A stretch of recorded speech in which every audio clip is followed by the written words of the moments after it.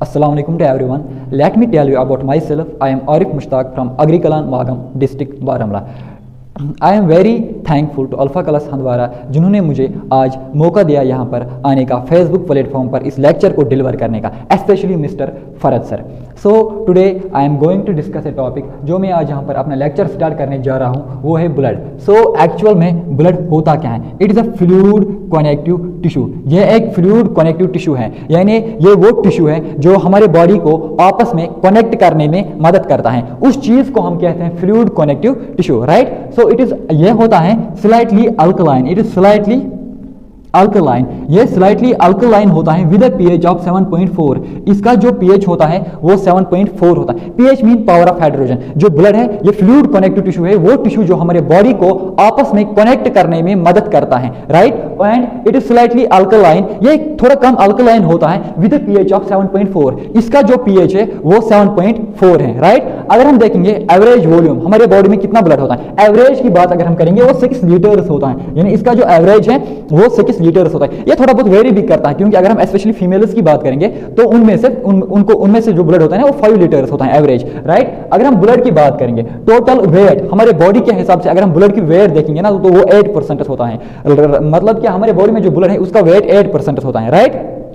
सो ये ब्लड किन चीजों का बना हुआ होता है? It is formed from plasma and formed elements. ये किन चीजों से बना हुआ होता है? ये प्लाज्मा एंड फॉर्म्ड एलिमेंट्स से बना है। किन से? प्लाज्मा एंड फॉर्म्ड एलिमेंट्स से बना है। इस फॉर्म्ड एलिमेंट्स को हम एक और नाम कहते हैं blood corpuscles, right. Now we will talk about plasma. सबसे पहले मैं प्लाज्मा की बात करूंगा। प्लाज्मा होता क्या है? Plasma it is a pale yellow in colour. ये पेल येलो, इसका जो कलर होता है ना प्लाज्मा का वो पेल येलो होता है, राइट। इसका कलर होता है पेल येलो कलर होता है प्लाज्मा का। एंड अगर हम देखेंगे प्लाज्मा में 90 to 92% वाटर पाया जाता है। प्लाज्मा में 90 to 92% वाटर पाया जाता है एंड 6 to 8% इसमें प्रोटीन पाया जाता है। प्लाज्मा में वाटर के बगैर प्रोटीन भी पाया जाता है। प्रोटीन की परसेंटेज कितनी होती है प्लाज्मा में? 6 to 8%, राइट। प्लाज्मा की बात मैंने की, ये पेल येलो होता है एंड प्लाज्मा मैंने देखा इसमें 90 to 92% वाटर पाया जाता है एंड प्लाज्मा में 6 to 8% प्रोटीन पाया जाता है। अगर मैं प्रोटीन की बात करूं, कौन सा प्रोटीन प्लाज्मा में पाया जाता है? प्लाज्मा में 3 टाइप का प्रोटीन पाया जाता है। सबसे पहले इसमें होता है fibrinogen and second one is globulin and third one is albumin. These are the 3 proteins present in the plasma. जो ये 3 प्रोटीन्स हैं ये प्लाज्मा में पाया जाता है। So let us start one by one. हम पढ़ेंगे प्लाज्मा में जो प्रोटीन्स हैं उनको हम एक एक वन बाय वन डिस्कस करेंगे, राइट। सो सबसे पहले मैं फिब्रिनोजन की बात अगर हम करेंगे, फिब्रिनोजन होता क्या है? ये मदद करता है ब्लड क्लॉटिंग में। जो फिब्रिनोजन है ना, blood clotting, it helps in blood clotting. हमारे बॉडी में जब ब्लड लॉस होता है ना कुछ टाइम के बाद वो खुद क्लॉट होता है, वो खुद नहीं होता, वो with the help of fibrinogen. Fibrinogen की मदद से वो ब्लड क्लॉट होता है, राइट। और ये फिब्रिनोजन कहां से सिंथेसाइज होता है? इट सिंथेसाइज, जो ये फिब्रिनोजन है ना ये कहां पर बनता है? सिंथेसाइज कहां से होता है? ये लिवर से सिंथेसाइज होता है। कहां से? लिवर से। एंड फिब्रिनोजन आपको समझ में आया होगा, फिब्रिनोजन हेल्प करता है ब्लड क्लॉटिंग में और सिंथेसाइज लिवर से होता है। एंड इसमें जो दूसरा आता है वो ग्लोबुलिन। ग्लोबुलिन किसमें मदद करता है? It helps in defence mechanism. ये हमारे बॉडी में डिफेंस मैकेनिज्म का काम करता है, राइट। और ये कहां से प्रोड्यूस होता है? It produced from lymphoid tissue. ये फिब्रिनोजन लिम्फाइड टिश्यू से प्रोड्यूस होता है, right. And third one is, जो तीसरा प्रोटीन पाया जाता है प्लाज्मा में वो है एल्ब्यूमिन। एल्ब्यूमिन क्या होता है? ये हमारी बॉडी में किस चीज में हेल्प करता है? It helps in osmotic pressure. जो हमारी बॉडी में ऑस्मोटिक प्रेशर है ना, उस ऑस्मोटिक प्रेशर को मेंटेन करने में मदद कौन करता है? उस ऑस्मोटिक प्रेशर को मेंटेन करने में मदद करता है एल्ब्यूमिन, राइट। तो जो ये एल्ब्यूमिन है इसको हम कह सकते हैं कि it helps in osmotic balance. हमारे बॉडी में ऑस्मोटिक बैलेंस का काम एल्ब्यूमिन ही करता है। और एल्ब्यूमिन सिंथेसाइज कहां से होता है? It synthesise in liver. So plasma मैंने आपको बताया। प्लाज्मा की बात करेंगे, अगर ब्लड में देखेंगे 55% प्लाज्मा पाया जाता है एंड 45% जो है वो फॉर्म्ड एलिमेंट्स पाया जाता है, राइट। सो प्लाज्मा मैंने हमने देखा ये पेल येलो कलर होता है और इसमें हमने देखा इसमें 90 to 92% वाटर पाया जाता है। इसमें हमने देखा इसमें 6 to 8% प्रोटीन पाया जाता है। प्रोटीन को हमने फिर देखा, प्रोटीन कौन सा प्रोटीन इसमें पाया जाता है? इसमें फिब्रिनोजन है, इसमें ग्लोबुलिन है and third one is albumin. Fibrinogen की बात मैंने यहां पर की, ये clotting factor, clotting coagulation of blood उसमें हेल्प करता है। एंड ग्लोबुलिन की बात में की ये डिफेंस मैकेनिज्म में हेल्प करता है। And third one is albumin, ये हेल्प करता है ऑस्मोटिक बैलेंस में, राइट। यहां पर एक टर्म है जिसको हम सीरम कहते हैं। क्या कहते हैं? सीरम। सीरम किसे कहते हैं? सीरम कहते हैं हम प्लाज्मा विदाउट क्लॉटिंग फैक्टर, यानी वो प्लाज्मा जिसमें क्लॉटिंग फैक्टर ना हो, उस चीज को हम सीरम कहते हैं, राइट। सीरम किसे हम कहते हैं? प्लाज्मा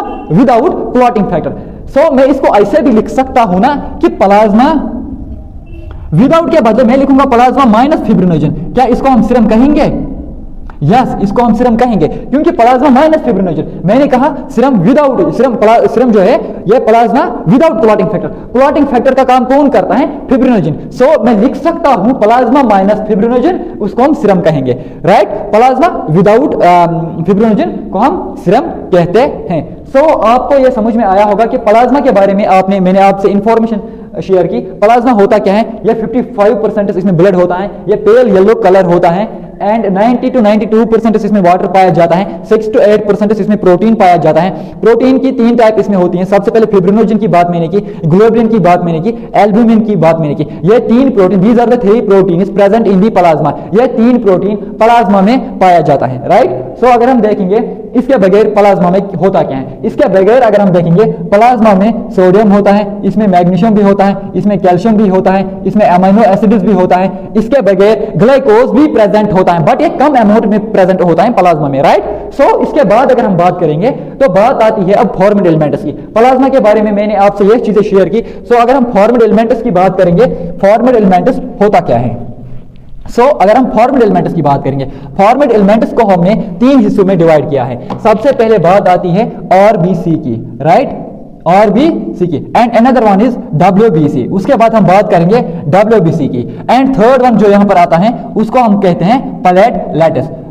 हम सबसे पहले स्टार्ट करेंगे, let me define the term RBCs. RBCs होता क्या है? आरबीसी को हम कहते हैं इरिथ्रोसाइट्स, राइट।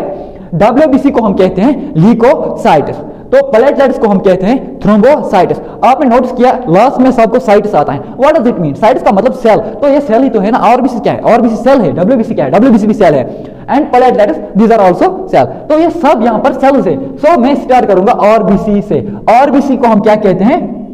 इरिथ्रोसाइट्स। आरबीसी को हम कहते हैं इरिथ्रोसाइट्स। हमारे बॉडी में कितने आरबीसी पाए जाते हैं? अगर हम देखेंगे average 5.5 million RBCs are present in per millimetre of blood. अगर हम देखेंगे 5 से लेकर 5.5 मिलियन आरबीसीज पाया जाता है हमारे ब्लड में।